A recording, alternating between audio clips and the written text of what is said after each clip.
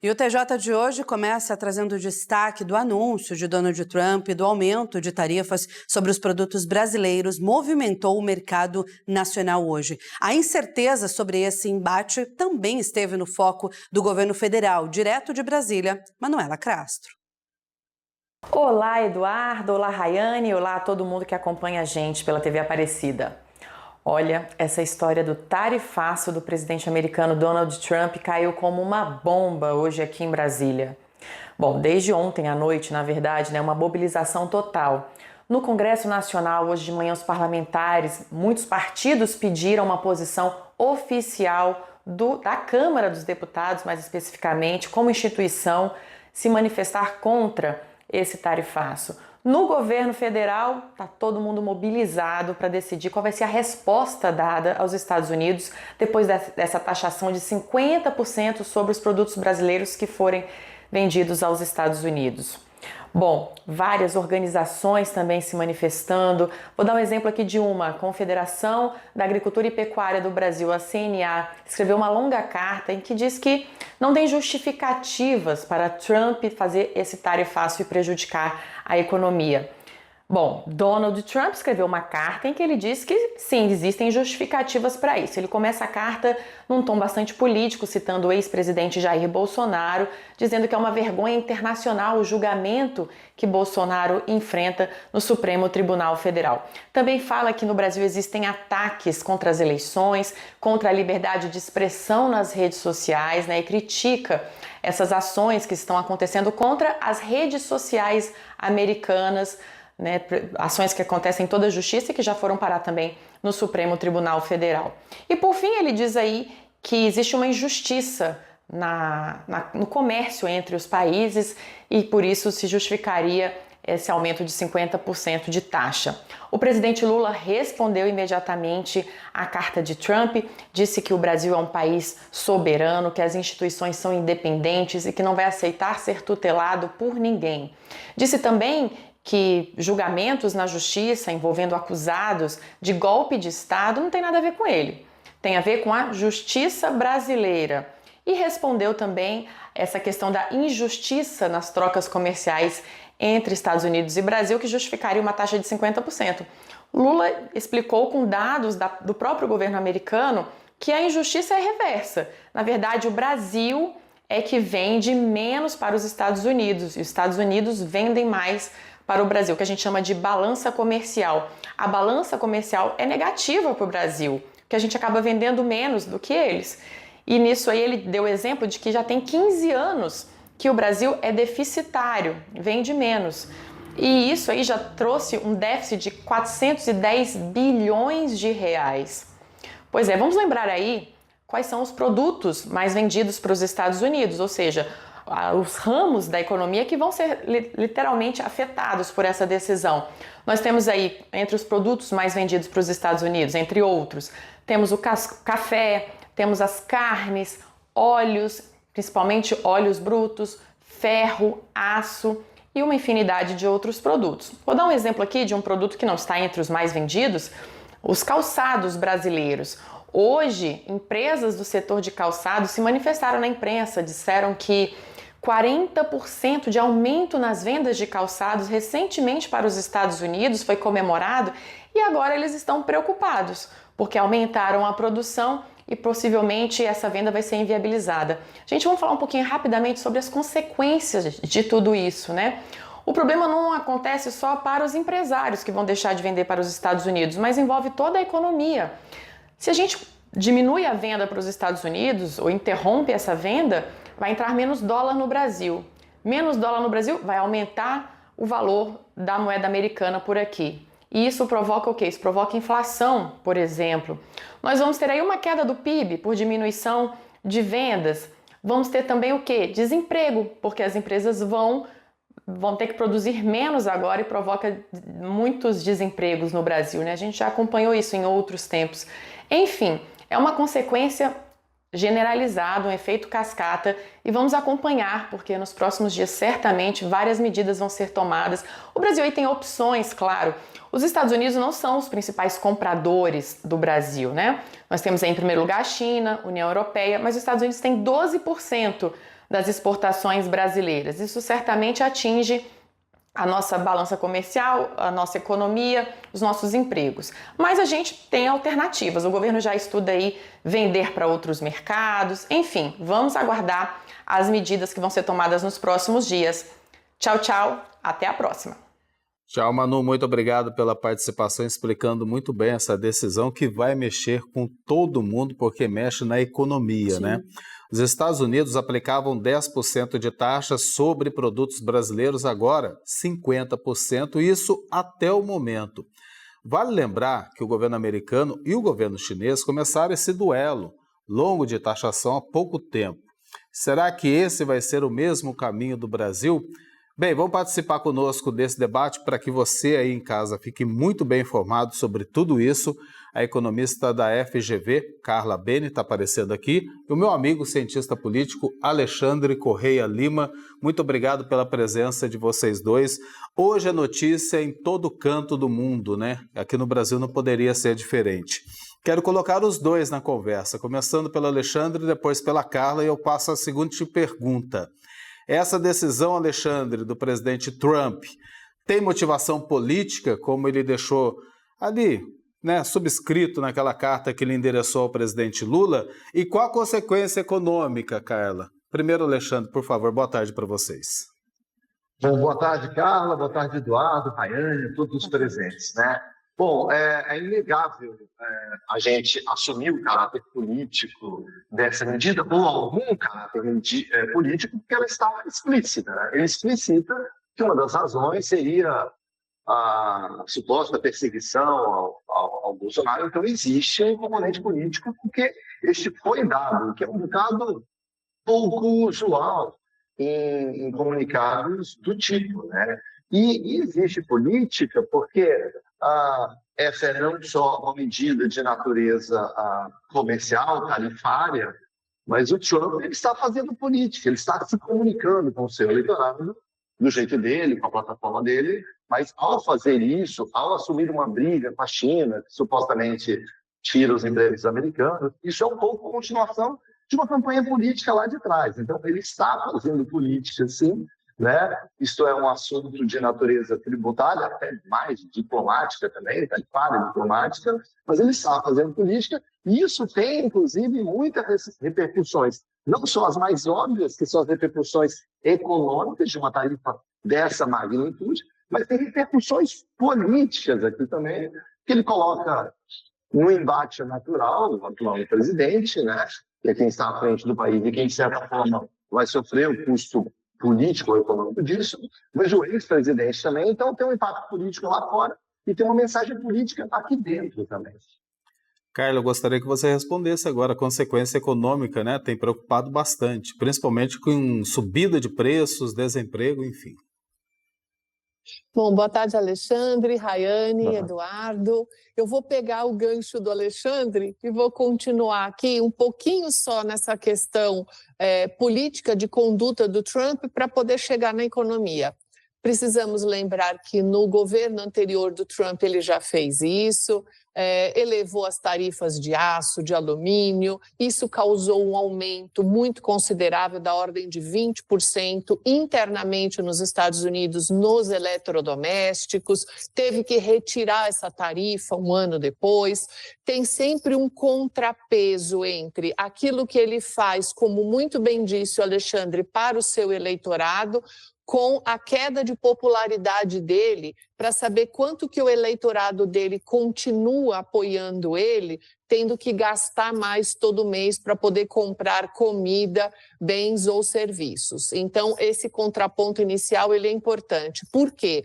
Porque é possível que, apesar dessa ameaça, como ela está datada para 1º de agosto, ela não aconteça nessa intensidade, ou ela tenha algumas outras escadas, digamos assim, de alíquotas e até alguns itens isentos.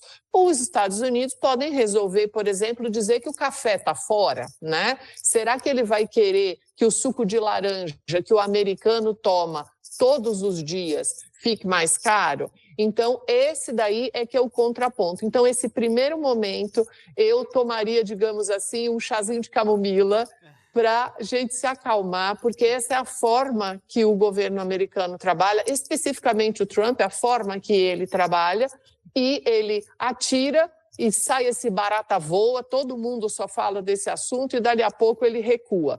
Então, esperemos um pouquinho mais para a gente ver as consequências aqui, para não chegar numa estrutura precipitada como inflação ou desemprego, por exemplo, isso estaria muito longe do cenário. A gente tem acompanhado, né, as notícias, e o presidente Lula, ele inclusive falou da lei da reciprocidade nesta quarta-feira. Os próximos capítulos, falo para você, Carla, eles devem seguir esse script, como aconteceu também entre China e Estados Unidos, um atacando o outro ali. Será que a gente vai ver isso também em questão de retaliação? Há uma possibilidade, o Brasil pode retorcer, na verdade, né? Ele pode devolver essa mesma tarifa, ele estaria dentro até da estrutura diplomática jurídica dele, seria o esperado acontecer isso. Ele pode não fazer nada, também é uma outra decisão. E agora a gente precisa esperar esses próximos capítulos, porque o grande problema central, e ficou muito claro nessa decisão do Trump ontem, que o problema dele chama-se BRICS. Esse é o problema. Eles têm dois problemas seríssimos. O primeiro é o BRICS, porque o Brasil está dinamizando esse processo, ele faz parte, e a estrutura do BRICS ela tem se elevado numa potência tal que hoje ela comporta 40% do PIB mundial e 50% da população do mundo. Esse é o conjunto dos países dos BRICS. E quando ele fala de liberdade de expressão, de redes sociais, é um outro subterfúgio. Por quê? Porque se a gente regulamentar, que é o que se espera que aconteça, as redes sociais, você diminui a lucratividade das big techs, que são os grandes apoiadores políticos e do governo Trump. Então, eu tenho uma questão econômica aí fazendo esse contrapeso com relação à decisão dele. Alexandre, do ponto de vista político, né, qual a melhor estratégia para o presidente Lula? É responder imediatamente? Estava até pensando aí num pronunciamento à nação para falar a posição do governo brasileiro frente a essa decisão do presidente norte-americano. Muita gente falou da questão de retaliação. O que é melhor agora, nesse momento, para o Brasil? Eu acho que há duas coisas. É muito difícil um governante, numa situação dessa de afrontado, de atacado, não dar uma resposta para o público interno, para a própria nação, né? Um silêncio absoluto seria quase que a assimilação de uma afronta, né? Então é difícil que ele não tenha resposta. Agora, eu acho que a um governante cabe não só agir com o fígado, né, com a impulsividade, mas agir também com a mente. Então, acho que vai ser necessário uma resposta interna, né? Acho que o Brasil espera algum tipo de resposta. Todavia, você embarcar numa guerra suicida, kamikaze, movido apenas pelo fígado, não é inteligente. Então, acho que tinha que haver uma resposta, a gente não pode deixar barato isso. Alguns instrumentos exigem, né? Mas a gente sabe que o estilo do Trump envolve muitas vezes dobrar a aposta e depois lá na frente voltar atrás. Então, talvez eu sugeriria, né, alguma resposta, mostrar firmeza, afinal de contas, a gente não é um 52º Estado americano, a gente é um país independente, mas acionar os canais diplomáticos e agir com inteligência, sobretudo, porque numa guerra todos perdem, até aqueles que supostamente ganham as guerras. Então, acho que tem que ter uma resposta, tem que se mostrar que esse é um país independente, mas eu agiria com calma, com diplomacia, para que a gente não torne o que é pior ainda, né? Então, acho que esses seriam os caminhos. Mostrar que a gente tem independência, autonomia, dar uma resposta para o público interno, mas utilizar os canais diplomáticos, talvez deixar abaixar a fervura, e como a Carla disse, isso só entra em vigor até 1º de agosto, e acho que existe aí um espaço razoável, o histórico recente dos Estados Unidos mostra, de alguma negociação para a gente atenuar os possíveis impactos negativos dessa medida um tanto quanto abrupta, exagerada. É a população brasileira acompanhando, né, as notícias desse dia de hoje. E, Carla, o pessoal que está acompanhando quer saber, né, qual vai ser o impacto disso diretamente para a economia do país?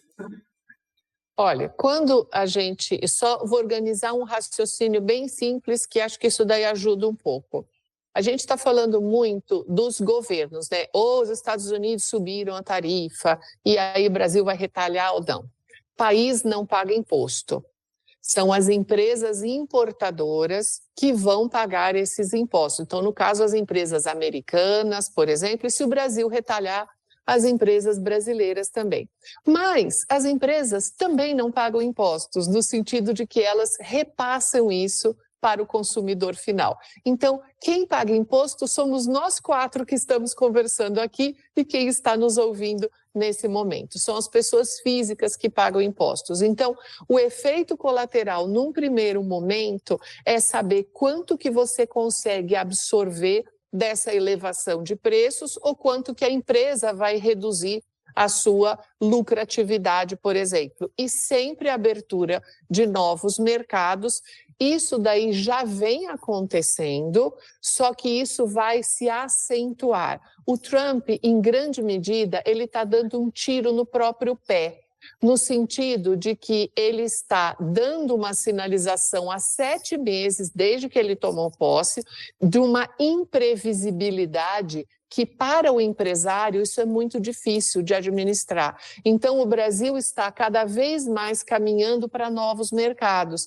Então aqui nós temos algumas possibilidades. Pode ser que você continue vendendo e aí a economia americana absorve essa elevação de preço, que é pouco provável, mas estamos pensando nos cenários. Segundo, você pode vender mais internamente. A gente pode ter aqui um preço de um suco de laranja mais barato. Olha que coisa interessante aqui.